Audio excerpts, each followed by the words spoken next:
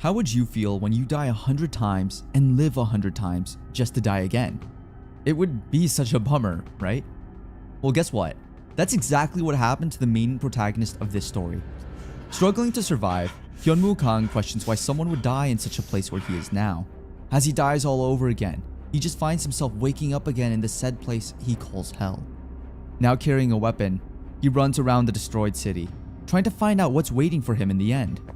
While he's roaming, he's able to find a doorway leading to a room that can shelter him. However, as he rushes there, above him lurks a monster. And guess what? He dies again. Like, gosh, can't imagine experiencing a painful death over and over again. As he comes back to life again, he is crushed, sliced, and torn apart. Struggling to fight a human-sized goblin who freaking got a weapon sword with him, Hyunwoo Kang's head is easily decapitated. However, despite feeling these unbearable deaths, Hyunwoo Kang, being the crazy person that he is, doesn't deny the fact that he is weird enough to want to jump headfirst into this said hell of a place. For a little backstory, one day in the world where Hyunwoo Kang lives, the so-called dungeons started popping up all over the world. During that same time, a lot of people had awakened their skills, and as a result, the world has now entered a new era. However, as we all know, society is quite an unfair one. If there are those on top, there should always be someone on the bottom. And in this world, they call them zero-star powerless laypersons. Yeah, I know it sounds bougie, but they're technically the world's total losers. They have no chance of developing any abilities, causing them to work in losers' jobs. And let's just say that's Hyunwoo Kang. Together with other non-skilled individuals, they work in what seems to be a sewer, gathering residual magical power. Tired of his current state, Hyunwoo starts wondering how he will be able to escape such a shitty life. Not knowing the answer, he just smiles off to release the pain. Pushing himself too hard makes some of his colleagues, especially Yu Min, a college research assistant, worried. However, his life will forever be changed, and it's just a matter of time before he gets there. One day, a lawyer comes by his work to hand him something that his father left for him, and as he watches one of Korea's skilled hunters, Lee Ji-tae, on the TV, grasping firmly at the stone that his father left for him, Hyunwoo wishes that he also wanted to stand where Lee Ji-tae is.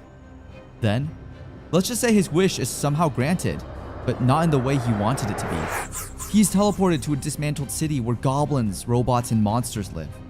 There, he is killed, only to find himself living again, just to die once more.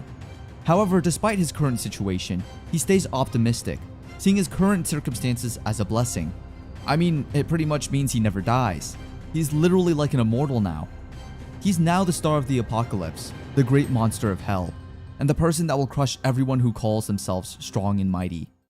Now, going back to the day he got the necklace that his father left for him, as Hyunwoo shows it to Yu Min, she's quite amazed as she recognizes it as a return stone, a rare item that only hunters use to escape dungeons. But for someone like Hyunwoo, a non-skill bearer, to have one seems unbelievable according to Yu Min. A little bit insulted, Hyunwoo brushes it off and just went on with his day. Once again, seeing Lee Ji-tae, an incredibly strong and rich hunter, on the TV made Hyunwoo a bit insecure since the only possession that he has is a mere worthless rock. That's why he said to himself that if he had the chance to live Lee Ji-tae's life, he would definitely do everything that he could to make the most of it. Fast forward to the present, he's now transported to the hellish place. While he's there, his body is awakened to mana and has entered hell difficulty with the lowest level of all. He has multiple titles now compared to before. He is now known as the SSS rank Good Luck, the Hell's Strongest, or in short, the only final survivor. Shocked by his current standing, he starts to look around to find if there are any other life forms present. But to his surprise, he has found something far more valuable, a crystal moss. However, his colorful mood turns dark as he slowly dies of fine dust. But since he is technically immortal in this world, he wakes up again, alive and kicking. A quest is then formed, First Night in Hell. It's a quest that requires Hyunwoo to survive till sunrise. With no idea who has been doing this to him, all that Hyunwoo can do now is survive and exact his revenge in the end. As time passes by, he keeps on dying over and over again. Having no hope left, he even starts praying to different gods. But looking at the bright side, as he faces death for the nth time, his body starts to adapt to the environment, making him resistant to some things like poison and paralysis. Hyunwoo even learned a new skill called Poison Blood after gaining resistance to breathing fine dust. This means that he will no longer suffer damage from poison. On the other hand, since crystal mosses are so abundant in this hell, Hyunwoo is shocked when he realizes that he'll be able to collect them now. But then again, disaster always follows him. Level 3. Mosquitoes have appeared, and as usual, he dies once again. But this time, he is also able to annihilate all the mosquitoes that attacked him due to his poisoned blood. Now that he has leveled up, he is also able to learn new skills like dismantling and creation. With this said skill, he can technically build and destroy anything. That said, his goal now is to make a shelter. And to make everything better, he has also obtained a new language. As he reads an old newspaper, he eventually realizes that the place he is in right now is somewhat related to where he was previously at. It's technically the world in the future. Even with this information, he pretty much can't do anything to change it. That's why, instead of stressing about things he doesn't have control over, he now focuses on honing his new skills. After dismantling and producing many items, he then successfully produced an unknown legendary egg. The said egg needs to be observed. Otherwise, Hyunwoo won't be able to find out what's inside. To make it even harder for Hyunwoo, there's still a 50-50 chance that what's inside the egg might be alive or dead, and he can bring it to life by meeting certain requirements or by using his rewards. Struck by reality, he keeps the egg inside his jacket to keep it somehow safe. And then, the human-sized goblin with the sword enters the scene. Shocked by the idea that a goblin has found him, Hyunwoo now needs to find a way to fight it once again. As the goblin aims to attack him, Hyunwoo struggles to fight for his life again.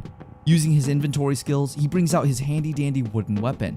As the goblin swings his sword, Hyunwoo also tries to dodge it. However, the goblin's swordsmanship skills are far greater than Hyunwoo's. As a result, Hyunwoo's wooden weapon broke in the process. However, what really made Hyunwoo surprised is the fact that the goblin is speaking. However, he can't really understand what he is saying. Struggling as the fight intensifies, Hyunwoo grabs another item from his inventory. The mosquito dart that he was able to create earlier while he was trying out his new skills is put to good use as it catches the goblin off guard. As the dart stabs into the goblin's hand, it immediately starts reacting with its skin. As a result, the goblin has no choice but to cut off his hand, or else his whole body will melt. However, Hyunwoo seems to space out a little. That's why the goblin is able to find an entrance to attack him. And then guess what? Hyunwoo faces another death. But this time, it's a bit different from the other deaths since the goblin tells him something he is not expecting. "There are still humans left," the goblin says. Now that's thrilling. Since Hyunwoo technically died once again, his stamina has fallen below 10%. But since he has the title of The Last, he will be then again resurrected as a perk of his title. Not giving up, he promises that he will make the goblins pay back. Now that the first night in Hell quest has been cleared, as any other adventure shows out there, Hyunwoo also receives a reward as a gift for his hard work. At first, he is given 1 silver box as a reward. However, as compensation for the difficulty of the quest, compared to his current strength and skills, that 1 silver box is upgraded into a gold one. And as we all know, gold is always better than silver. Moreover, since the first is finally over, he can now go back to using the return stone. That said, there are still 14 days before the next quest, so Hyunwoo has ample time to spend in the real world he lives in. As he wakes up to the welcoming rain as he is about to smash the return stone that his father gave him, Hyunwoo remembers those times in the hellish place. He can't seem to detach himself remembering those hurtful yet fulfilling moments. As a result, he decides to hold on to the return stone for now. Yoo-min then unexpectedly enters the scene, rushing towards Hyunwoo worried.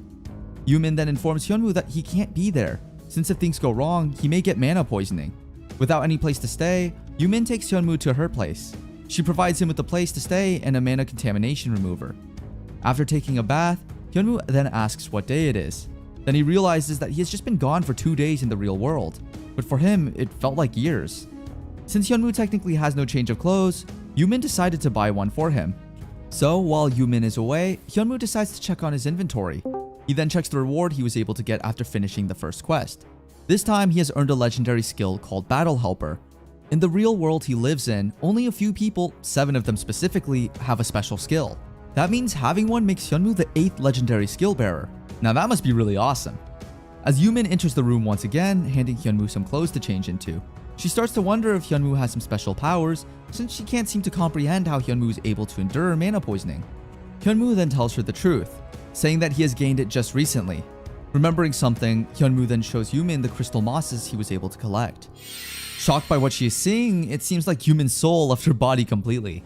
Not believing anything, Yoo-min can't seem to contain her excitement, as she asks where the hell Hyunwoo is able to get such precious crystals. Hyunwoo also asks if it is that important. After examining the said stone, and as Yoo-min confirms it's a pure one, there's no question that the crystals are as valuable as reaching 5 stars. And knowing that Yoo-min is a researcher who became a collector to get some crystals for her research, Hyunwoo would want to utilize it and use the crystals to bribe Yoo-min into doing something. In exchange for the crystals, Hyunwoo wants Yumin to find some buyers to whom they can sell some of them. However, Yumin knows that with the purity and size of the crystal, they would need more than just 1 or 2 documents. And Hyunwoo, being Hyunwoo, is technically the definition of working smart, not hard. He simply breaks the crystal into 2 and the problem is solved. Now, before any negotiation starts, Hyunwoo made 2 conditions. First is that no one would know where Yumin got the crystals, and they can't know that Hyunwoo is the one selling them. That said, 1 week later, Yumin and Hyunwoo then go on to meet one of their prospective buyers. And let's just say, Hyunwoo is quite nervous about what type of customers is the one Yumin was able to find.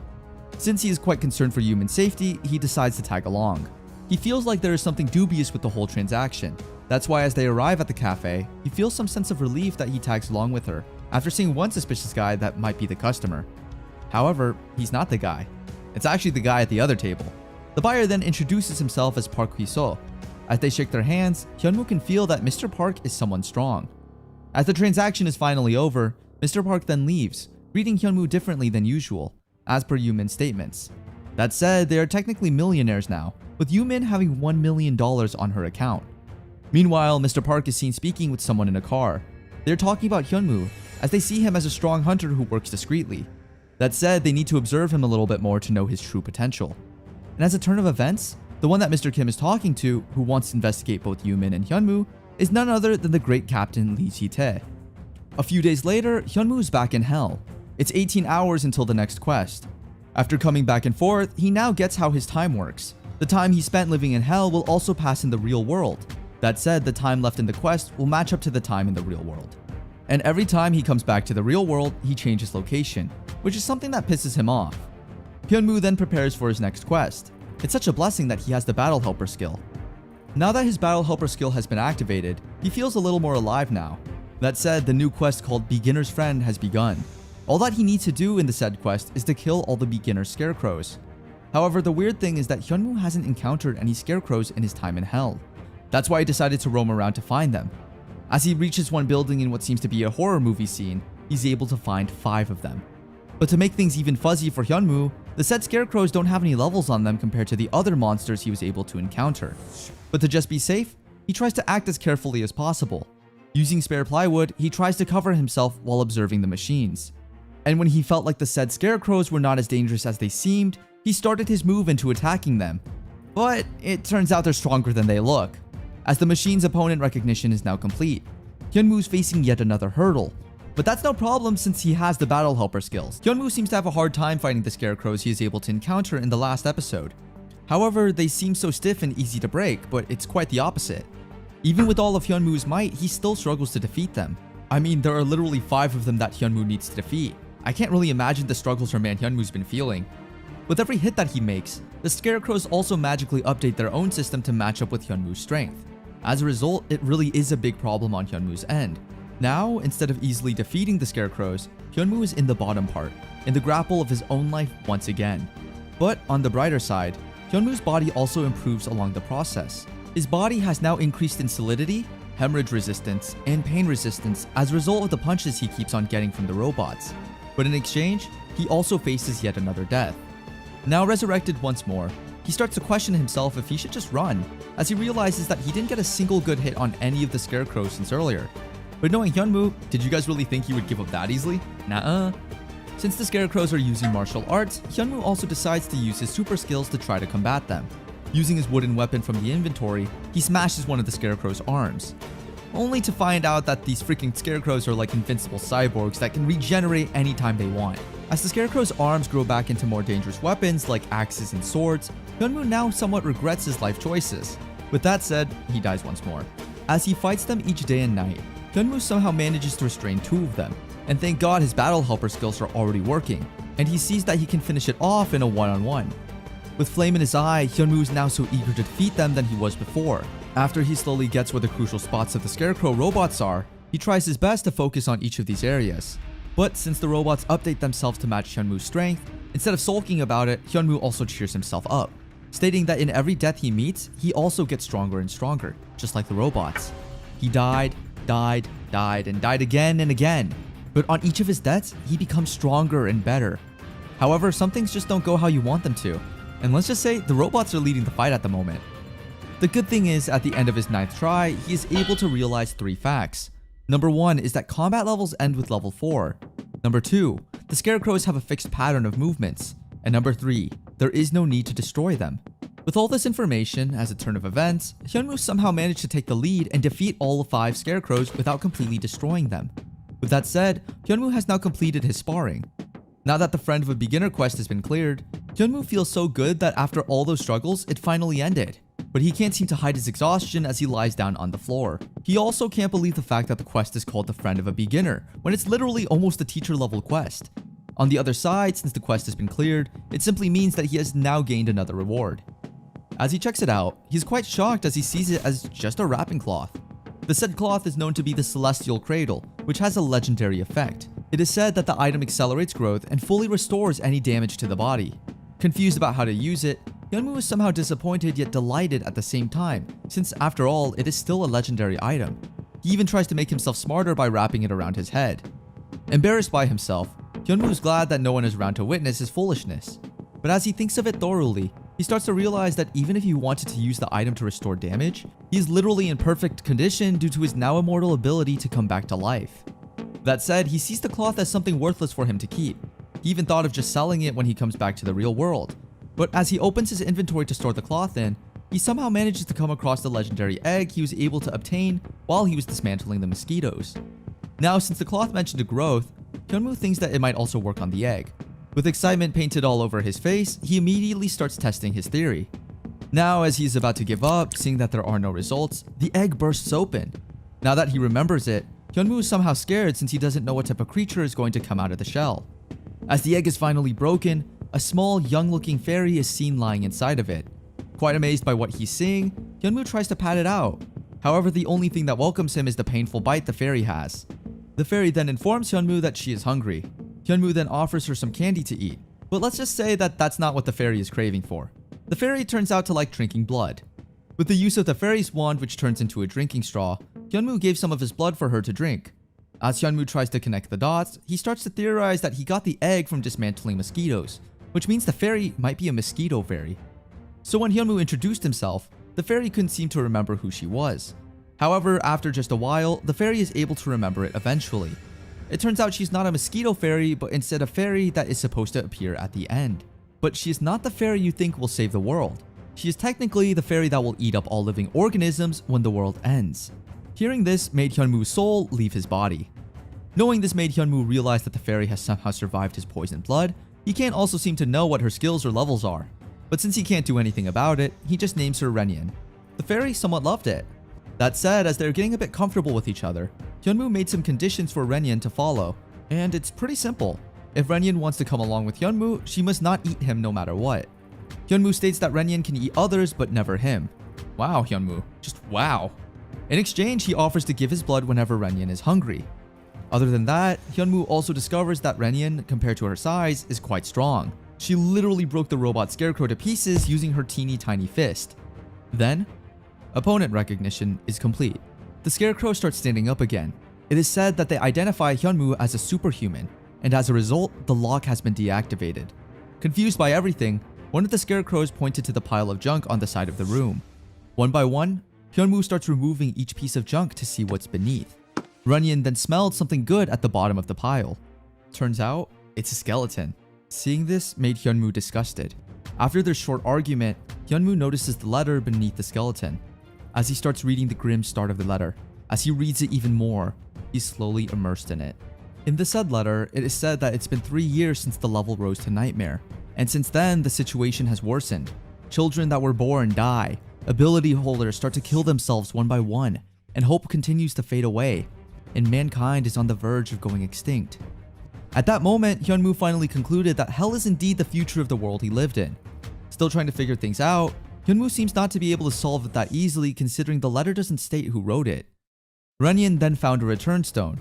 As Hyunwoo examines it, the stone markings are magically engraved on Hyunwoo's palm. That said, Hyunwoo is then informed that the stars are watching him. Then Hyunwoo is engulfed by the dark dust. Renyan then says good luck to Hyunwoo. Now Hyunwoo is in yet another peculiar place. In a place that looks like outer space, a star called Barul comes attacking Hyunwoo, stating it is disappointed in him. Hyunwoo, on the other hand, seems not to get why the freaking star is disappointed in him. since in the first place, he's never heard of such a star name before. As Hyunwoo asks for an explanation, it is said that the lock has been lifted, and the owners of the stars, who have absolute rule over their own territory somewhere in space, have taken interest in Hyunwoo. They wish for him to become one of their kin. Then, Hyunwoo realizes that the stone Renyeon gave him must not have been a return stone, but a star fragment. That said, 5 stars have taken interest in Hyunwoo, namely, the Shattering Star, Gaul, the Absolute Ruler; Wailing Star, Verde, the father of all grief and melancholy; the Starving Star, Yagaloom, the snake of greed and desire; Whispering Star, Monstriel, the one who instigates in the light and deceives in the dark; and lastly, the Conquering Star, Ardon, a loser who advances with fire and slaughters his enemies with steel. However, this type of decision should be taken seriously. As a result, the stars, except for Conquering Star Ardon, who has lost interest in the deal, has given Hyunwoo some ample time to decide for himself. As Hyunwoo comes back to Hell, Whispering Star, Monstriel, tries to bribe Hyunwoo by awakening a portion of his abilities. Hyunwoo has gained another legendary skill called Domination. On the other hand, Hyunwoo starts to wonder, if the stars are powerful, why can't they just block the Hell's difficulty? Since according to him, there should be other people that caught their attention, and if it was at a scale where ability users couldn't block it, then is it possible that the stars might be the ones who created Hell? As a result, his new objective now is to find out more about the stars as much as he can. Fast forward, Hyunwoo has come back to the real world, and he realizes that he must now find a house where he could stay so that he'll not look like a beggar every time he comes back. However, as he says his plans to Yumin, she then tells him that what he wants is not possible, considering that all of the money he earned is earned illegally, and considering he is also not even a registered ability user, makes everything more complicated. That said, all that Hyunwoo needs to do right now is register his skills and raise his rankings. He also aims to find a way for all the stars to give him everything they offer, instead of him choosing only one, greedy bastard. While eating, Hyunwoo is able to hear the news that there will be an ability user registration that will be going to take place 3 days from now. In the said test, the Taesung clan will be recruiting a lot of people for the Baekdu dungeon expedition. That said, without any second thought, Hyunwoo immediately decides to try it out. As the test day finally comes, he learns from a stranger that having one ability user bureau evaluating and acknowledging one's abilities will be good for increasing one's value to others. In the said ability user evaluation, there are 3 checks: the identity check, stats check, and skills check. Hyunwoo did all of the said checks smoothly. However, as he is about to do the skills check, let's just say he is so strong that he literally broke the whole machine without even trying hard. Even the doctors were shocked by Hyunwoo's skill score. They even tried to do it the second time. However, it just kept on breaking. As a result, he's now left in pending review. This means that he needs a more detailed check. As he inquires about one employee, he states that he will take the hunter ability test. That said, he is given an information leaflet to scan through. The employee then reminds Hyunwoo that being a hunter is not as glamorous as most people think, and the test he is about to go through won't be easy. Hyunwoo then shocked her by stating that he is doing it due to his sense of duty to protect the people. That said, as a token, the employee gave him a tip. It is said that the theme of the test is dungeons. Meanwhile, Lee Ji-tae has also arrived. Hyunwoo immediately caught their attention due to his very unusual ability. Lee Ji-tae is somehow impressed, but there are also some cons to Hyunwoo's skills, since if his blood splashes even a bit, it could also make his colleagues suffer. However, they will just keep them in mind. On the other hand, at Gate B, Hyunwoo, together with the other participants, now waits to enter the gymnasium. Then a man hands something to Hyunwoo.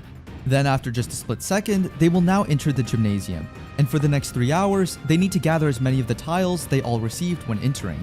But in the end, all they need to do is experience the dungeon as much as possible. The ability test simulation has started, and each person will have 1 tile, while the monster will have 1 to 3 tiles. The game goal is quite simple. The reward will be rewarded to the person that collects the most. That means, human or prey, they are all prey in the eyes of each other. So participants can steal tiles from other participants too. One guy with an eyeglass then suggests to the group if they want to move together as one. However, Hyunwoo being Hyunwoo bluntly says that he doesn't want to. Mr. Four Eyes then tries to talk Hyunwoo into it, stating that the group has someone who has a shield skill and recovery skill. However, Hyunwoo being persistent, eagerly says that he still doesn't want to join them. For him, if the reward is only intended for one person, if they move around together, then they have to split the reward with each other. And that doesn't feel like first place to Hyunwoo. Talk about being so competitive. In disbelief, the other members of the group didn't give up that easily too. As Hyunwoo walks away to go on his own way, one bulky guy then grabs his jacket, stating that he should just hand over his tiles. But that doesn't end well for this guy. With just one hit, he is immediately knocked out. That said, they also gave Hyunwoo the idea to take everything from them. And surprisingly, Mr. Four Eyes immediately gives up everything. After all, they are no match for Hyunwoo's strength.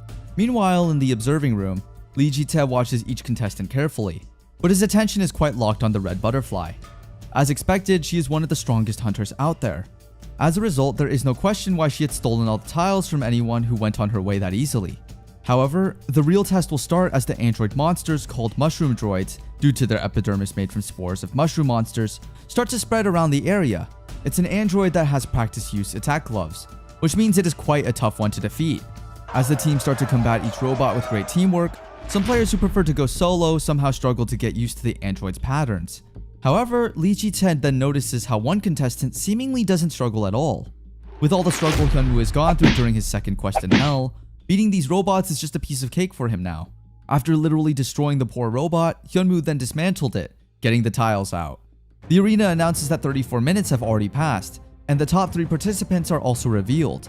Hongryun landed in 3rd place with 7 tiles, Red Butterfly in 2nd place with 9 tiles, and Kang Hyunwoo in 1st place with 16 tiles. That said, a little disappointed with the test monsters, Hyunwoo just decided to look into the robot's skin, and aha! It has a spore eroder's flesh. Just like that, Hyunwoo made another useful item for him to use. On the other hand, the Red Butterfly can't seem to accept the fact that Hyunwoo is able to surpass her. Then without any split second wasted, the other contestants come attacking her. However, no matter how they try their best, Red Butterfly is just too strong for them to defeat. Even if they are great in numbers, their strengths are no match for her skills. Then, Hongryun comes rushing to her, worried that the Red Butterfly might get hurt. Even if they offer to give their tiles to Red Butterfly, she still doesn't want to accept it, and we all probably know why. She now makes her way to Hyunwoo. Meanwhile, Lee Ji-tae has slowly been noticing Hyunwoo's presence. A little bit suspicious of Hyunwoo's identity, especially since he has no dungeon expedition record at all, Lee Ji-tae thought that he might be a rogue. However, Ji-tae then somehow speculated that Hyunwoo might be from other nations. That said, he now can't wait to see how Hyunwoo and Red Butterfly will battle each other. Red Butterfly has now reached Hyunwoo. Without even thinking twice, she immediately makes her way to attack him. Hyunwoo, on the other hand, has been able to dodge her attacks easily. But after seeing that Red Butterfly is already at level 14 and he is still level 1, he starts to overthink a little bit. In Hyunwoo's mind, if he doesn't have the battle helper, he might die with just one hit from the Red Butterfly. Since he can't possibly win by just dodging each of her attacks, Hyunwoo decides to use Valiant Energy to the battle helper to combat her, even if it is dangerous to use on humans. And just like that, without any sweat, Hyunwoo is able to strike a powerful hit at Red Butterfly. He then bluntly asks for her tiles, and even though it quite hurts Red Butterfly's ego, she doesn't have any choice since she is initially defeated. Curious about what skill Hyunwoo is using, she then asks him about it. However, before Hyunwoo can even answer her query, Hongryun rushes to smack Hyunwoo down to the ground. As the four-eye guy sees Hyunwoo, he then introduces himself, this time as Red Snake. Hongryun, on the other hand, is quite distressed seeing Red Butterfly in pain. As she is about to attack Hyunwoo, Red Butterfly then informs her that no matter what they do, they are no match for him. Then as they argue back and forth, 3 hours have already gone by. Now the announcement of the winner starts, and instead of winning first place, Hyunwoo ended up at second place with 69 tiles, and Red Butterfly in first place with 88. Both shocked, Hongryun then explains how it's possible. It turns out that both of the tile bags are put at Red Butterfly, which leads to her winning first place. Red Butterfly then tries to explain that it is a mere misunderstanding, and she doesn't want to scam Hyunwoo at all. Meanwhile, Hongryun can't seem to get over her worries about Red Butterfly's arm. She even orders Hyunwoo to give Red Butterfly an apology. However, Hyunwoo, a bit bitter at what happened, thinks that he should teach them a lesson that they will never forget. Using his domination skills, he scares Hongryun without even trying so hard. The fear starts to engulf Hongryun rapidly. That's why they need to treat her with healing magic too. Even medics start rushing in to help her. Now that's how powerful Hyunwoo is now. Seeing how the situation spiraled out of control, Hyunwoo has no other choice but to run away. Meanwhile, Lee Ji-tae starts to analyze the fight between Hyunwoo and Red Butterfly, since he can't seem to comprehend how a below level 10 ability user is able to defeat someone like Red Butterfly. That said, he decided to meet with Hyunwoo as soon as possible. Hyunwoo is also exhausted from all the fighting he went through. Since he didn't know his domination skill would use up too much of his mana, he is now worried that he'll stay like this till he gets back to Hell. Then, without him expecting it, Tae Min-soo, the secretary team leader of the Taesung clan, congratulates him for passing the task. He then offers that the Taesung clan will do anything to help Hyunwoo improve his skills. Hyunwoo then jokingly said, "Even the stars." However, it seems like Hyunwoo isn't interested in their offer even if they raise the conditions. Lee Ji-tae is also quite shocked when Tae Min-soo mentions Hyunwoo talking about a star. Confused at first, knowing that Hyunwoo has something more to him, Lee Ji-tae decides to keep an eye on him. Meanwhile, Hyunwoo is also on his way together with Yoo-min. Yoo-min then asks him about the box he had been carrying since earlier. It turns out that the box is from Red Butterfly. Inside the box is the reward for first place. As an apology for the misunderstanding, Red Butterfly handed Hyunwoo what was rightfully his. Inside, there is a rare tenacious grip glove that increases strength and hand defense. On the other hand, Yoo-min then informs Hyunwoo about Park Hwi-seo purchasing their crystal moss again. Hyunwoo then thinks that it should be better if they went directly to the main man rather than a middleman like Hwi-seo. But before anything else, Hyunwoo takes Yoo-min to eat some meat using his $5,000 prize money. Now that's awesome. However, before they can even do so, Hyunwoo senses something strange behind the alleys. He then asks Yoo-min to stay in the car while he checks up on it. It turns out it is just Hwi-seo is fighting with some men trying to get their hands on the crystal moss. And without even thinking twice, Hwi-seo also has a small offer to Hyunwoo, and it is to create an alliance with Taesung. But unfortunately, Hyunwoo already rejected him a while ago. However, Hwi-seo couldn't possibly give up.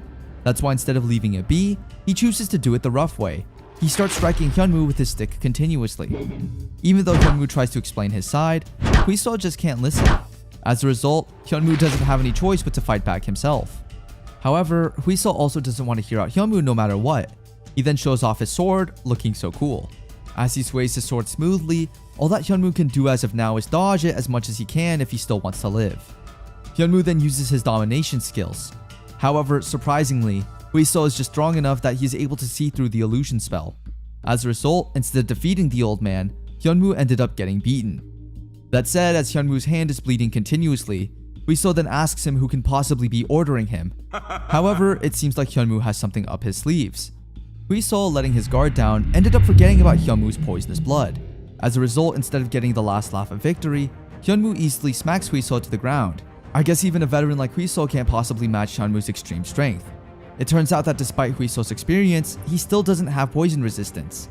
But we also need not forget that he has skills and experience. That's why at the last minute, Hwi-seo is still able to escape Hyunwoo's fatal attack. Since some of Hyunwoo's blood has touched his skin, Hwi-seo uses some of his antidote to stop it from causing any side effects. However, Hyunwoo isn't finished yet, but it seems like Hwi-seo is. Hwi-seo can't believe how Hyunwoo can still stand up, despite him making contact with Hyunwoo's ribs and arms. He starts to question if Hyunwoo has a healing skill. Little did he know, Hyunwoo is literally an immortal. That said, instead of finishing the fight he started, Hwi-seo states that it's already enough. After all, he only uses force to try to convince Hyunwoo to accept the offer, but it seems like it won't work. He starts asking who's behind Hyunwoo's actions. When Hyunwoo stated that it was just himself, Hwi-seo started wondering where can Hyunwoo possibly get all the crystal mosses, and that is the only question Hyunwoo can't reveal the answer to. That said, Hwi-seo then reminds Hyunwoo of the offer and also informs him that he doesn't work under anyone, but that might change, according to Hyunwoo, if Hwi-seo decides to work under him. Hwi-seo then states that Hyunwoo is talking gibberish at this point.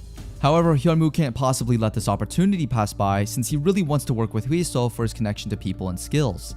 However, as Hyunwoo starts questioning Hwi-seo why he's working for someone like Lee Ji-tae, Hwi-seo seems not to take it easy. Hwi-seo then states that someone like Hyunwoo can't possibly be better than Lee Ji-tae. That's why, as a challenge, Hyunwoo made a promise to Hwi-seo that he would surpass level 20 in 2 weeks, which is, by the way, something impossible in their world. Thinking that Hyunwoo has lost his mind, Hwi-seo just brushes it off since there's no way that Hyunwoo would be able to do it without a proper training place. Little did he know, Hyunwoo had something in mind. As Hyunwoo reaches hell once again, he starts fighting goblins here and there. However, there's one goblin that he wants to fight with so eagerly. It's the same goblin he met the first time. During that same time, Renyin also shows herself up, only to drink Hyunwoo's blood. And just a while after, the said goblin that Hyunwoo wants to fight with then shows up, sad and angry seeing his kind butchered by Hyunwoo. That said, it's just a matter of time before we know who has become stronger between the two. Hyunwoo is quite eager to defeat the goblin. He has been having a hard time since before. However, it turns out that defeating the goblin wouldn't be as easy as he had imagined it to be. A quest has started called The Enemies on a Wooden Bridge, and in this said quest, Hyunwoo needs to defeat the goblin with the Black Hand. And I would say, it's not as easy as anyone would imagine it to be. Struggling to even make a scratch on the goblin's body, Hyunwoo starts to realize that he might have really pissed the goblin off. With every move Hyunwoo makes, he ends up getting killed by the goblin. However, he has not lost hope. After all, it is still a goblin at the end of the day. All he needs to do is to lure it into a trap. After that, he needs to get some poison-laced thumbtacks to use in the trap. And as he continuously thinks of what to do next, well, let's say that the goblin has found a way to strike at him. And as we all know, it ended up in one thing. Yes, that's right, he died again. Since Hyunwoo feels that he has no chance of winning against the goblin even, he revives back to life. He even thinks of hiding once he comes back to life instead of fighting the goblin again, only to find himself dying once more. Hyunwoo then remembers an old saying stating that revenge only leads to more revenge, and that forgiveness is the only way to obtain true victory. That said, if the saying is true at some point, Hyunwoo thought that it might be better that he just forgets about the goblin and spends his time leveling up. However, as we all know, Hyunwoo is not like that. He would definitely rather die than run away like that. He won't let anyone get away with anything, nor does he regret the actions he takes. He's not someone that runs away from anything challenging like this. I mean, it would literally step down on his pride, and that's definitely something Hyunwoo won't be able to handle. Fast forward, it's been days since Hyunwoo's fight with the goblin, and the goblin, whose name is Kursin with a skill level of 20, had started speculating that Hyunwoo might have really run away. But at the back of his mind, that would never be the case. It is still not the right time to be too relaxed, since the goblin is quite aware of the fact that Hyunwoo would be able to revive. He needs to stay alert of anything that Hyunwoo is planning, since he is protecting his people. However, he might already be too late since one of the other goblins informs him that the others are already dying. Shocked and petrified by the news of someone poisoning their drinking water, Kursin immediately checks on the other goblins. Below what seems to be a building ruin, a line of goblins lying down are seen struggling for their lives. On the other hand, Kursin is also seen checking up on the current situation. All of their food and water supplies have already been contaminated by the poison. That said, there's no way they will be able to utilize them. Kursin knows very well who might have caused this horrible situation, and it's none other than Hyunwoo. Now the question is, how did Hyunwoo find their secret location? With his child crying, Kursin can't seem to overthink for their safety. As a result, even if it's too dangerous, Kursin had no choice but to kill Hyunwoo. But honestly, I think it's still quite useless. Knowing that Hyunwoo will still come back to life, his men try to stop him, stating that they should just stop taking revenge. But as Kursin saw one of his men had died once again due to Hyunwoo, it seemed like Kursin had no other choice but to find Hyunwoo no matter what. Staying cautious at everything, Kursin asks his men to go back to the base and be ready to leave as soon as something happens. Now as he goes on his way to chase down Hyunwoo, he promises his men that he'll come back alive. And just a minute has gone by. Hyunwoo and Kursin are facing each other once again. Both are eager to fight each other. Hyunwoo then immediately tells his threats to Kursin. As stated earlier, Hyunwoo has the ability to come back to life. However, Kursin can't. That said, even if Kursin kills Hyunwoo now, he will still come back to life, and the same cycle goes on and on. So Hyunwoo somehow managed to threaten Kursin that if he did not give up on his life, Hyunwoo would kill all of the innocent goblins left in the base, including Kursin's family. And for a split second, Kursin looks sincere and has lost hope. It somehow looks like he has already decided to give up his life for his kind. However, as a turn of events, it seems like Kursin hasn't given up just yet. He slices Hyunwoo's hand like a sandwich, with the aim of giving Hyunwoo a painful death. However, it might have been one of the worst decisions that Kursin has ever made in his life. As a result of this, Hyunwoo has now gained another skill, and it's none other than the regeneration skill. In an instant, the tables have turned and Kursin is now on the verge of losing. But in fairness, Kursin's dedication is far beyond anyone's expectations, but his strength is now no match with Hyunwoo. He is beaten up like a pulp, and Hyunwoo isn't even dripping a drop of sweat. As he struggles to fight Hyunwoo, Kursin starts wondering how Hyunwoo is able to reach such a high level of strength. But Hyunwoo only muttered a few words that he thinks caused Kursin's defeat, and it is due to his carelessness. Kursin has stayed comfortable with the idea that he can kill Hyunwoo that easily, and that is the reason why he ended up getting beaten. Now on the verge of dying, Kursin begs for his life and the life of his people. However, now knowing that without Kursin, the other innocent goblins can't possibly live since they are not blessed, Hyunwoo ends up killing Kursin without showing mercy. As a result, he will now be able to get the other goblins' experiences too. Now that the third quest has been completed, Hyunwoo will, as usual, get a gold reward box. And this time, he has leveled up 3 times just by killing Kursin. It's 21 days till the next quest, and it's time for Hyunwoo to step up his game for the next one. Hyunwoo starts to question whether it gives someone more experience if they're out to take revenge on someone. Anyhow, after a few moments, Renyeon comes rushing to Hyunwoo, and we all know that all she wants is to eat Kursin's dead body. But before that, Hyunwoo needs to inspect the body first. He's trying to find out what made the goblin so strong since Kursin's overall physical capabilities were too great for him to be reliant on just a weapon. That's why there must be something different about him compared to other goblins. Then, as he inspects Kursin's hand, he notices some writings on it. Then, for some reason, Hyunwoo was able to absorb the piece of the shattering star, Gal. Now he has gained a new legendary skill called Family. Fast forward, Hyunwoo has now come back from hell. However, it seems like there's some miscommunication between him and Yumin. Yumin has started to question whether Hyunwoo is telling her the truth since it seems like he is hiding too much from her. She now demands to know why Hyunwoo keeps on disappearing and reappearing all the time. Frustrated at everything, Hyunwoo then calms her down. Hyunwoo then stated that he would now explain everything to Yumin. After all, Yumin is the only one that keeps on helping Hyunwoo since the beginning, and I think it's fair enough if Hyunwoo reciprocates the same efforts as her. That said, Hyunwoo starts off with this explanation, starting off with the return stone he showed her once. He explains that it is the reason why he keeps disappearing and reappearing all the freaking time. Yumin, on the other hand, seems to be a bit worried about Hyunwoo, since there might be a possibility that he will not return in the future. However, Hyunwoo states that it will never happen as long as Yumin stays as his lighthouse. Aw, that's so sweet. And oh god, something more might have happened that same day. The next day, since Hyunwoo has passed the promised day with Huiso, he needs to act quickly already. That said, the day has now come for Hyunwoo to show Huiso he has been able to fulfill his promise to surpass level 20 in 2 weeks. However, it seems like Huiso is not giving into the deal Hyunwoo proposed last time. As a result, Hyunwoo also stated that from now on, he would double the price of crystal moss. That said, Huiso has nothing to do about it. Since Hyunwoo has a monopoly on crystal mosses, if Huiso keeps on giving him a cold shoulder, he will undoubtedly make the decision as soon as possible. But before anything else, Hyunwoo handed Huiso a deposit, Trust of her host, which doubles the owner's senses.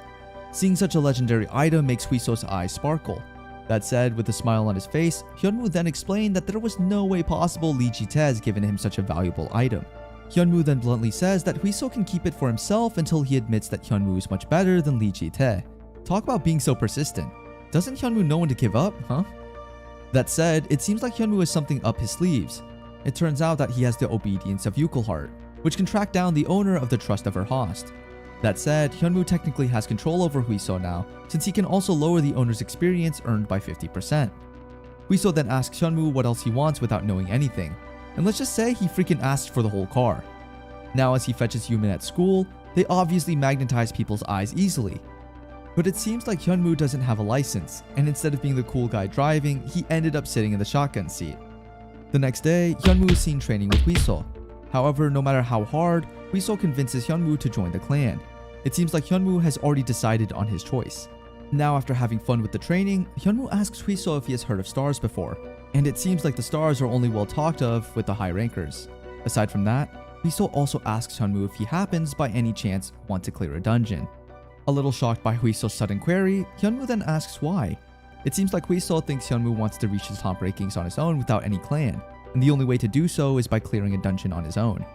Huiso also states that for him to attract people that can help him, Hyunwoo must build connections. He also informs Hyunwoo that if he doesn't have any record of entering a dungeon, he will be seen as a hunter with no experience, and that's something that Hyunwoo should avoid. That's why Huiso eagerly pushed Hyunwoo to enter one. That said, Huiso then leaves the boxing gym while saying that Hyunwoo should just wait for his call.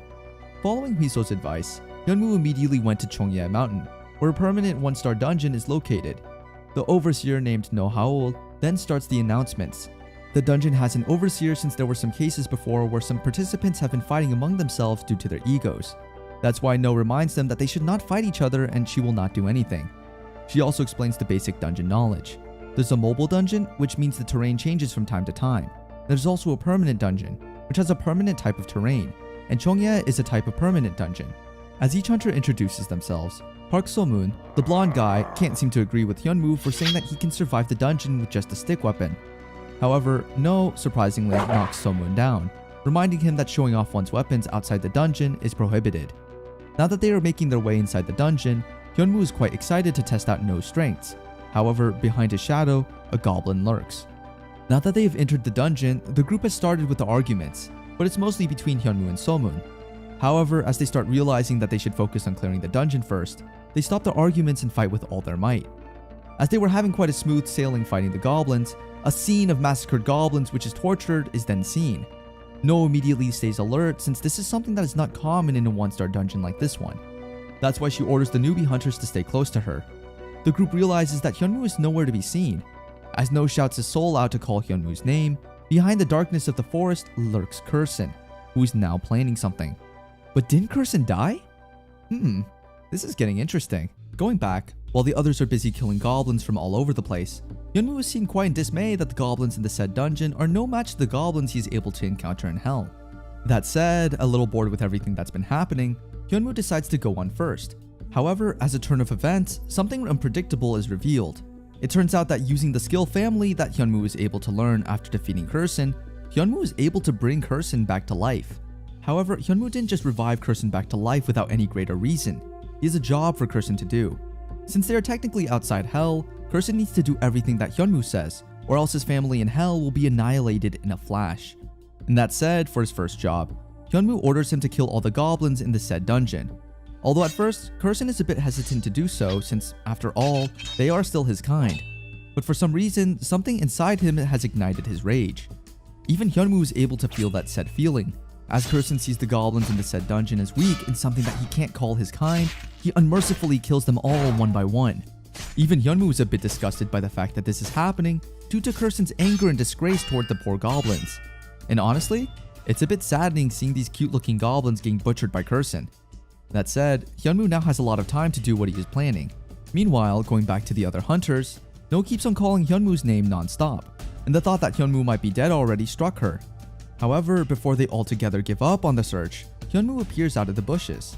As a normal reaction, of course, No is angry at the fact that Hyunwoo has tried to act on his own, which is something that one should not do inside a dungeon. Now, as the argument has laid low, the group has finally found the return stone. However, frightened Somoon goes running towards the stone without even waiting for No's orders. That said, with Kursin's hook, Somoon's face comes smashing the ground. But before everything goes dark, No stops Kursin from doing any more damage to Somoon. Everyone is shocked by the situation, and only Hyunwoo seems to be calm. It turns out that Hyunwoo actually wanted to test how middle-class hunter like No Naol, who is from the 3 great clans known as the Great Unknown, will fight against the goblin from hell. Kursin rushes towards No without hesitations. No, on the other hand, with a great determination, also is ready to face anything that Kursin throws at her. Aside from that, new information about the skill family is revealed by Hyunwoo. It turns out that the skill family allows the user to give orders to those who are bound by the skill, and the only drawback is that if the target bound by the skill is of a higher level than the user will have limited control over the target. However, Hyunwoo is able to solve the issue early, since if he dies, Kursin will also die together with his tribe. However, Hyunwoo can't seem to comprehend why Kursin has made such a too bloody scene. It seems like it isn't just hatred toward his own kind, but it's also a way for Kursin to express his pain. That aside, Hyunwoo is now more focused on finding out whether No will be able to defeat a level 26 goblin from hell. And it is something so exciting to look forward to, even for us. As the fighting continuously goes on, it gets intense each and every second. Since Kursin is just so powerful to take on without effort, No decides to accelerate her skills. That said, even Kursin and Hyunwoo were shocked to see such power emitting from her, to the point that she is able to disappear. Hyunwoo starts to sweat a little bit, as he doesn't know now what's going to happen next. He orders Kursin to get out as soon as possible. However, as Kursin is on his way to escape, No is seen following him in the air, and just like that, Kursin's chest is sliced open. Now Hyunwoo is frustrated at what's happening, since he doesn't have control over it now. It seems like the tables have turned for Hyunwoo. No's skill is called Accelerate, a skill that for a short period of time will accelerate every movement the user makes by twice the amount.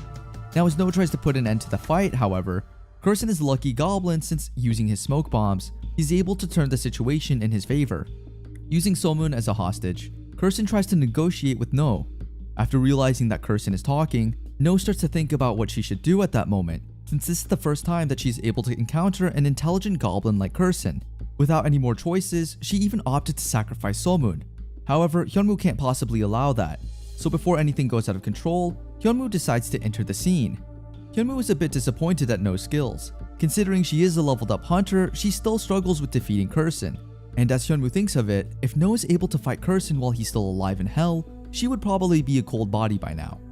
That said, before any misunderstanding starts to build up, Hyunwoo explains to No that he just stopped her since, based on his judgment, if someone were to die as a hostage, it would just be a hassle for No to take care of when they go back. Hyunwoo also stated that if she ever lost sight of the goblin, things might have gotten worse.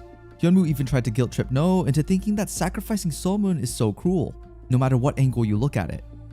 Just by hearing all those words from Hyunwoo, No has gained the motivation to do what's right now. She will not allow herself to make the same mistake again, which will lead to the death of a new hunter. She's now decided to make up for it. However, before she can even hit Kursin, Hyunwoo comes rushing ahead of her. But it seems like Hyunwoo is acting since he tells Kursin what next move No will make. The fight between No and Kursin keeps on getting intense each minute. As their weapons collide, a powerful force comes emitting out of the two. It just shows how powerful the two are.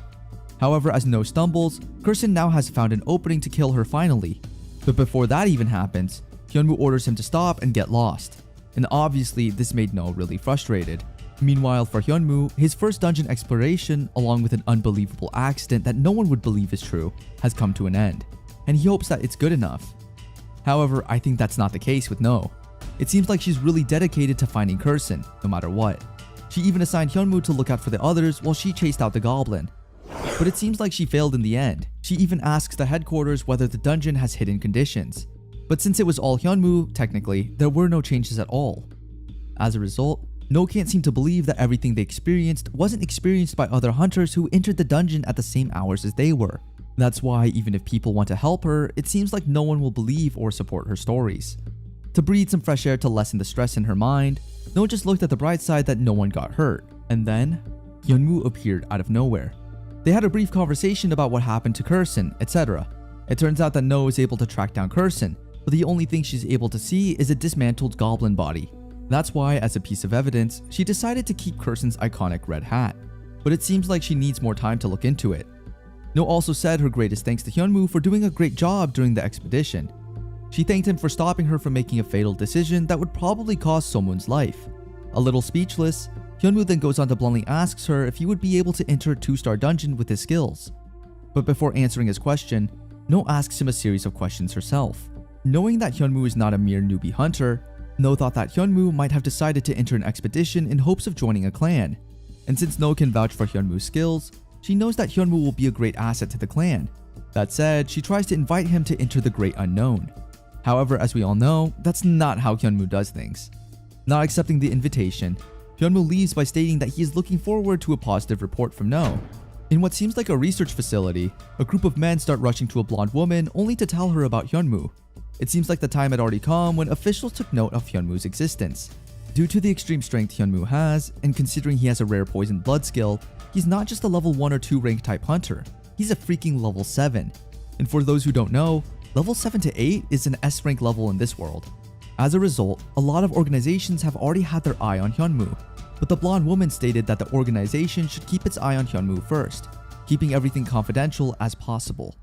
They even decided to decline a $1 million donation just to make sure they had their hands on Hyunwoo first. That said, it would be just a matter of time before we see what happens next for Hyunwoo. Rank. This is a rating system for ability users. They're used to separate one from one's level. Within each rank, there is a specific level that exists, and once the ability user reaches a certain level within that rank, it is impossible to increase their level any further. That said, it seems like Hyunwoo is able to surpass the impossible. That's why the ability user bureau has taken an interest in him. Yumin has taken his blood samples for the laboratory. She even handed him some documents regarding rank increases for him to take note of. Fast forward, Hyunwoo has entered Hell once again, and inside this apocalypse world, he decides to improve his skills. He started crafting new items with the help of Kursin. This time he is able to make a legendary item called the Arm of Oshet, and a short blade flowing with blood. That said, he starts his training right away. Since he can't level up during the time he's waiting for the next quest, he just decided to create more useful items. As he is doing this, the Starving Star has also been watching him non-stop. And just like that, a new quest starts. The quest is called the Bottom of the Pyramid. In the said quest, all that Hyunwoo needs to do is survive the attacks of the opponents for 24 hours. That means the quest will restart every time he dies since the stars have been watching him. Starving Star Yogalim is attempting to challenge him into something. That means the difficulty will increase, but the rewards will also be enhanced. And as we all know, Hyunwoo doesn't back up from any challenge anyone throws at him. That said, he gladly accepts the challenge. But for some weird reason, the other stars have also decided to see how Hyunwoo will do the quest. And oh boy, it seems like the whole Yogalim family will chase Hyunwoo for 48 hours, making Hyunwoo cursed by Tasty. This curse will make Hyunwoo look tasty in the eyes of everyone that gets close to him. Even Runyan and Kursin have drool over him already, as the Yogalim family members start flocking to Hyunwoo one by one, starting from mosquitoes to pigeons. Hyunwoo tries to escape them since he never imagined he would need to defeat such a large number of animals. As the Starving Star keeps its eye on Hyunwoo, as Hyunwoo starts asking for real opponents for him to fight, his wish has come true. However, the monsters that he is able to meet are not what he expected.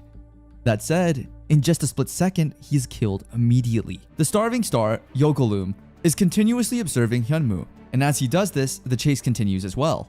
Even though Hyunmoo comes back to life, it seems like the same things happen repeatedly.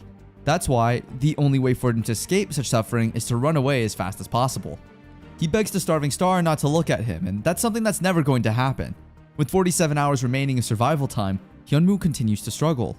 By this time, knowing that this is the starving star's plan from the start, he doesn't have any choice anymore but to play hide and seek with the monsters. Hyunmoo even asks the said holy star why he did it. The star just asks if he wants to make him the main ingredient for a whole damn food course. As Hyunmoo keeps on running, he starts to look for Kirsten. However, after a split second, he realizes that Kirsten will just bother him if he is there with him anyways. That said, Hyunmoo starts to wonder what he will do now, all alone, being chased by zombie-looking mutated monsters with nowhere to go. Then, a beautiful lady with porcelain skin then states to Hyunmoo to turn into the right alleyway. Could I just say, damn, the girl is freaking pretty. Anyways, going back after hearing this, Hyunmoo immediately does as she says. As he turns right, he starts to ask himself why he didn't think of that earlier. Then the girl replies, saying that it was Hyunmoo who thought it all along since the beginning. Hyunmoo then wonders what's going on. Is he talking to himself? The girl then states that he's right. However, it doesn't stop there.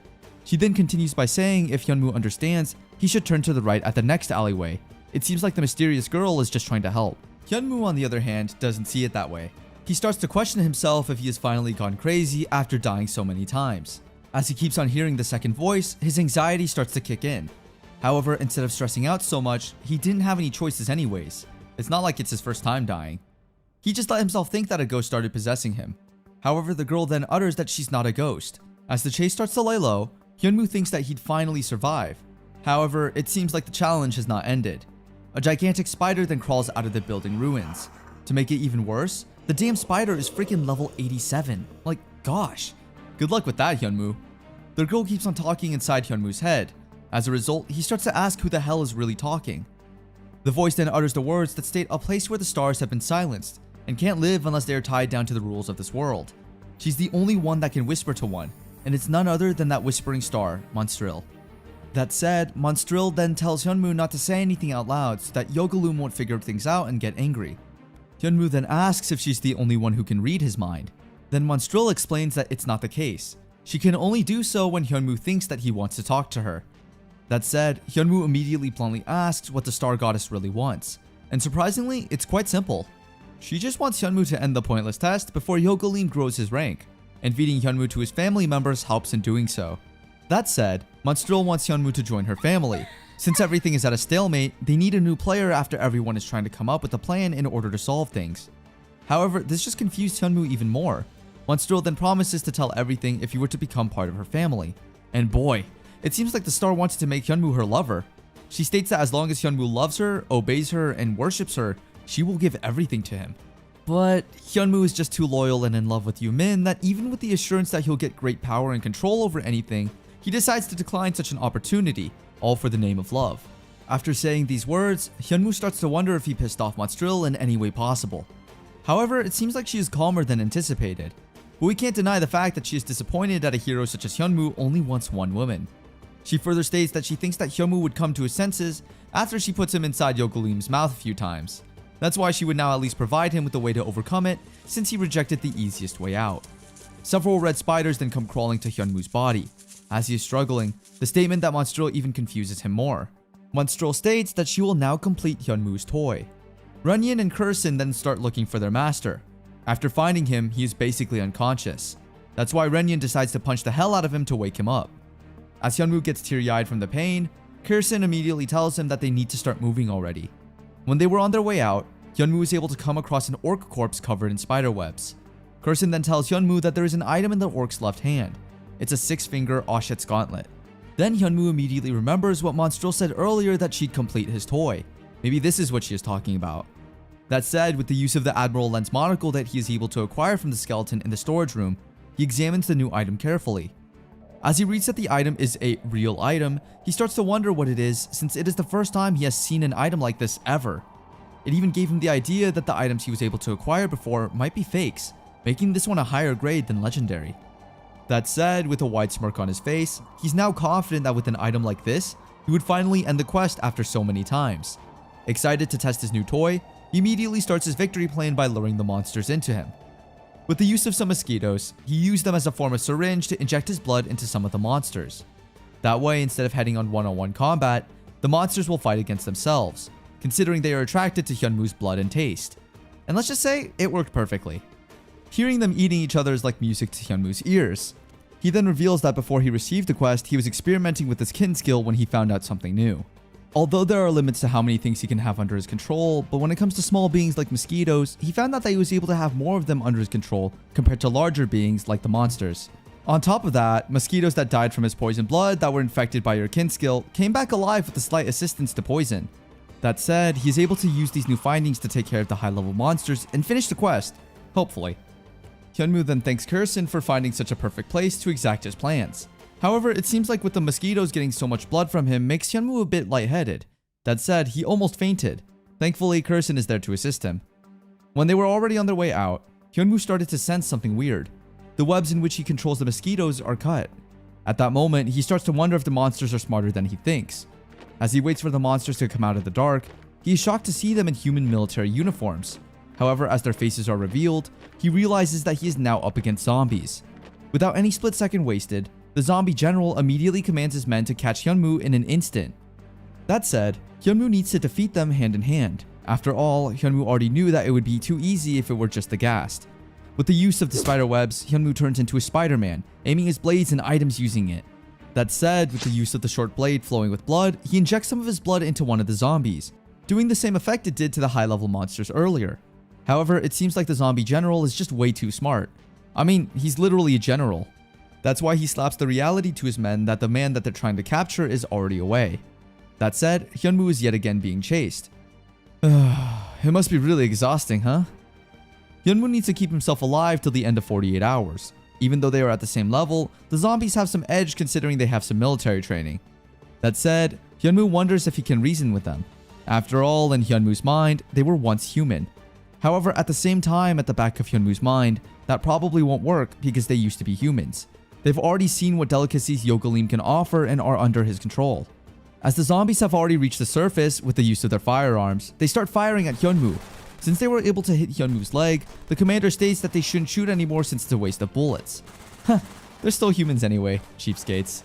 As they move forward, Hyunwoo then states that it's good to hear that they're saving up some bullets. However, since he's bled, the high-level monsters are able to smell it, making them chase him again. Although Hyunwoo will pretty much survive running away from them if he's still in the sewers, however, in an open space like this, it would be quite a challenge.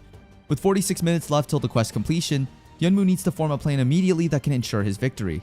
The zombies are on the left side, while the high-level monsters are on the right side. As they come rushing towards Hyunwoo, he bites a crystal stone. As the mana from the stone comes flowing through him, his mana has been completely restored. Using his domination skills, he takes all the ghast that were bitten by his mosquitoes and amplifies the smell that they give off. This way the undead are more attracted to the ghast since there are bigger targets to deal with. As Hyunwoo observes the devouring scene, he starts to wonder if humans before devastation witness scenes like this on a daily basis, since this would be what Hyunwoo imagined hell would be like. However, it seems like his domination skill didn't have that much effect on the zombies. Before Hyunwoo's efforts perished, Kursin is right on time. With the use of a new item called Scythe of the Winter Gatherer, Kursin is able to track living beings in a given range. Every time an enemy is defeated, the area around them will be frozen. Now that's one pretty cool item. However, the zombie general can't seem to know what the word give up is. As a result, he is able to fight Kursin hand in hand. Meanwhile, Hyunwoo is able to notice that the enemy's number has multiplied. To make it even worse, the mosquitoes have also joined the fight. Since Hyunwoo's body is now low in blood, he doesn't have enough energy to fight them all. That's why, with the use of his spiderweb coat, he tries to cover himself till the time is up, leaving the monsters and zombies fighting against each other. However, some things don't always go the way you want them to. Without any energy, there's no other way Hyunwoo will be able to finish the quest other than replenishing his blood supply. He can do so by getting blood from the monsters around him. That said, with the use of his kin skill and the mosquitoes, he replenishes his blood supply. Now the monsters around him start to dry up while he is continuously getting stronger. As he is able to supplement himself with the needed energy, his appearance, however, also changes as well. Maybe it is due to the mutation brought about by the monster's blood. Honestly, he looks like an ancient mummy now. With more energy this time around, Hyunwoo can now engage in one-on-one combat with the enemies. He starts off fighting with ghasts, literally breaking their jaws apart. It is then revealed that the characteristic blood of the hungry has been added to his poisonous blood. It is said that consuming the blood of the hungry within Hyunwoo's body increases his physical abilities by 30%. The effect will stop once all of the blood of the hungry has been used. During the activation time, the user will suffer from extreme hunger and absorb food within their system. However, if the user is in a state of fasting, the user may die as the skill consumes the body. Though it may sound good for dieting due to the fact that the user also loses muscle, it doesn't have any merits. To give a more precise explanation, the skill uses the nutrients in Hyunwoo's body in order to make it stronger. And since Hyunwoo's body has been lacking some blood supply, the skill is literally consuming his body right now. That said, never did Hyunwoo expect that he'll experience extreme hunger ever in his life like this one. He feels like his stomach will digest him from the inside out. He even started tearing up and salivating so much due to the unbearable pain. As enemies start approaching him once more, he feels so powerful each and every time he smashes their brains out. With such strength, there's no doubt that the stars have been observing him once more. From the starving star, Yogalim, to the monstrous star, Agustro. At this time, Hyunwoo slowly realizes that the main goal of the stars is giving people pain worse than death, making them slowly submit as they stare down at everyone from the top. However, Hyunwoo is unlike any other people. He doesn't bow down to anyone at any cost. That said, he is now more eager to finish the said quest as soon as possible. With the use of his strength, he smashes zombies and gas who come in his way. As he screams, extremely overflowing mana starts to flow through his body. His blade then serves its purpose, as he cuts each and every enemy without a sweat. However, one of the high-level gas monsters kinda matches Hyunwoo's strength. With a big punch, he's blown to the ground. As the monster slowly came his way, Hyunwoo didn't have any more time to prepare himself to receive the attack. He's technically caught off guard. As the monster smashes his head to the ground, 4 more others appear. Now cornered, Hyunwoo can't do anything as the monster's about to eat him alive once more. However, it seems like Hyunwoo has also turned into a monster himself. As the horde of high-level monsters comes digging into his body, Hyunwoo, having the blood of the hungry, starts biting the monsters off. That said, he freaking declared as he escaped from the monster's grip that he would tear every one of them from limb to limb. With a sea of monsters and zombies flooding him, with the use of his newly founded item and unimaginable strength, he smashes their heads like watermelons. He literally smashes them to a pulp. With that said, he is able to defeat all of them in an instant. One zombie even stated that he wished they hadn't come there in the first place.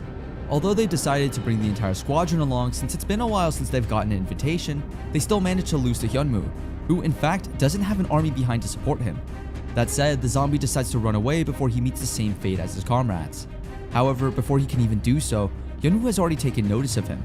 As Hyunwoo slowly walks to him, the poor zombie begs for his life. However, the monstrous form of Hyunwoo is not something that can be avoided. When Hyunwoo finally got closer to him, with the use of his pointy and sharp teeth, he literally bit the zombie's whole face off like it was just nothing. Like, ugh, so disgusting. And just like that, the final announcement is being made. It states that Hyunwoo's quest, called the Bottom of the Barrel, has now finally been completed. And just like before, Hyunwoo will be awarded with 1 silver box. However, his reward will be improved to account for the contrast between level and difficulty.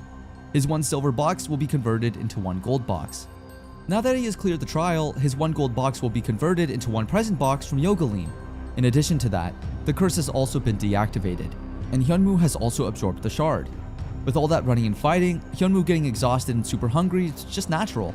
However, as he thinks that everything is over, a horn is played. Now really? What is it this time? Oh boy. It looks like a whole army of weird-looking creatures is coming Hyunwoo's way. Even Hyunwoo is shocked as he sees the clear picture of them. In his mind, every single one of them is a greater being, stronger than the Ghast and those zombies.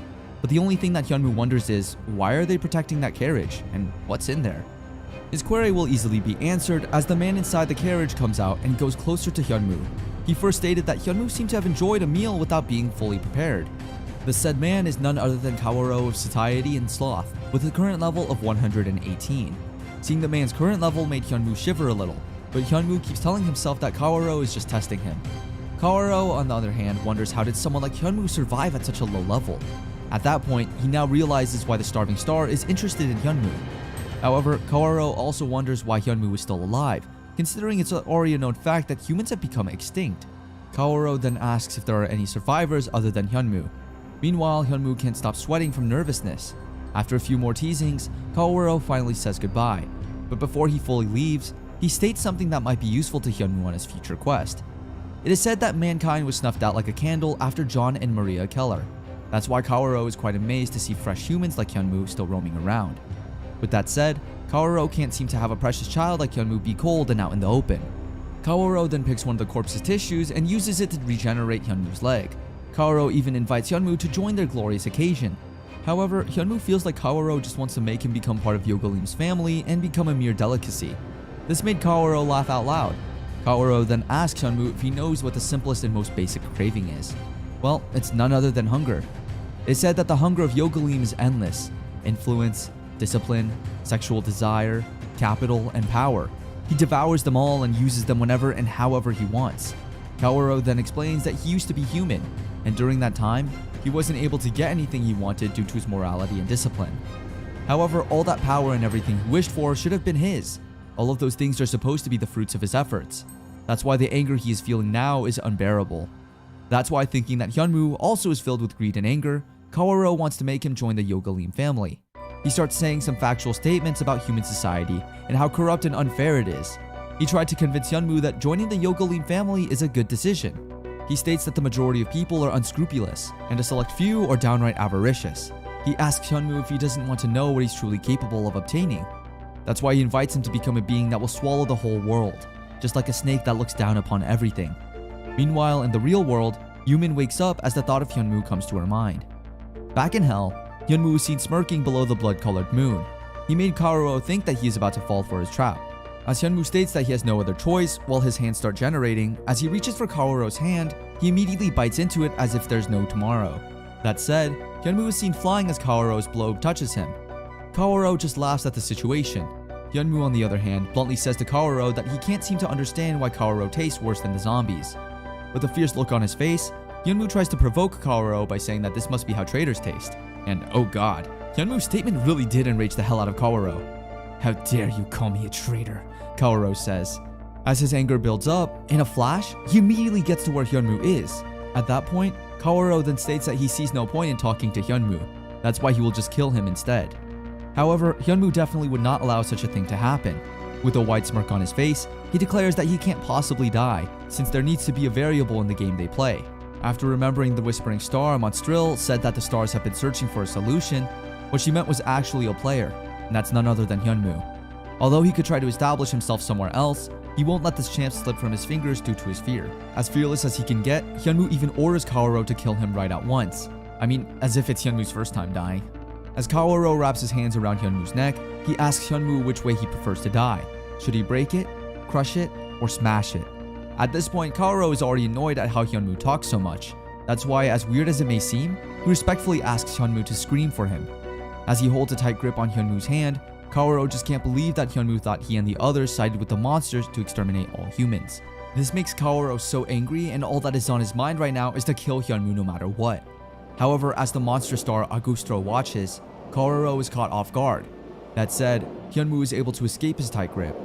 As the strong wind blows continuously, Kaoru and his army have no other choice but to retreat. It seems like Agustro is angry at the fact that Kaoru is breaking the rules. On the other hand, Hyunwoo, exhausted once again, wonders what's going on. However, Hyunwoo immediately realizes why Kaoru runs away in fear. It's because he is afraid of something beyond the skies. This thought makes Hyunwoo angry since the stars can technically do anything they want to him, making him somewhat like a toy to them. As he screams his heart out, the body slowly falls to the ground with the saddest eyes anyone can possibly see. He then dreams of Yumin, being as beautiful as always, standing in front of the most beautiful sunset on a beach. As Yumin calls him, Hyunwoo wakes up from his dream. Runyan is the first one that he sees as he opens his eyes. Runyan then shows him her leg full of bite marks, which were all made by Hyunwoo himself. Runyan even thought that that was it for Hyunwoo, but his eyes were glowing bright green, and he pretty much just bit her from there. Before Hyunwoo even worries, Runyan assures him that they are now even, so he doesn't need to worry anymore. Runyan, oh Runyan. That said, Hyunwoo then tries to check what reward did he receive on the previous quest. As he opens the gift he receives from Yogalim, a blade comes rushing out. Though it looks so disappointingly boring at first, as Hyunwoo checks on it using his lens, the blade is called Gluttony, a common item. It absorbs sacrifice weapons and gains the sacrifice weapons effects. That said, though it looks boring since Runyan says it's quite a good sword, Hyunwoo tries to feed it with his dagger, but instead he felt like the weapon is ignoring him. However, he tried it once more, and oh gosh, I didn't anticipate it either. The sword literally engulfs his blood dagger, and since it gained the sacrifice weapon's effects, it changes from common to legendary easily. Its appearance also changes. That said, Hyunwoo then aims to get stronger even more. But before that, he needs to go home to the real world first before the next quest. Prior to that, he decides to return the lens and other items he stole from the skeleton they found in the storage room. And during his time there, he found something crucial that he would use to identify the skeleton. In one of the drawers hides a journal, where everything that happened to Earth from the beginning when the first dungeon appeared is written. It simply means that Hyunmoo now possesses the key that can possibly save all of humanity. That said, Hyunwoo's new priority is to save humanity from the hell he is in right now. Alright everybody, that does it for this week. Don't forget to like, comment, and subscribe, and we thank you all for watching. I'll see you next time. Goodbye!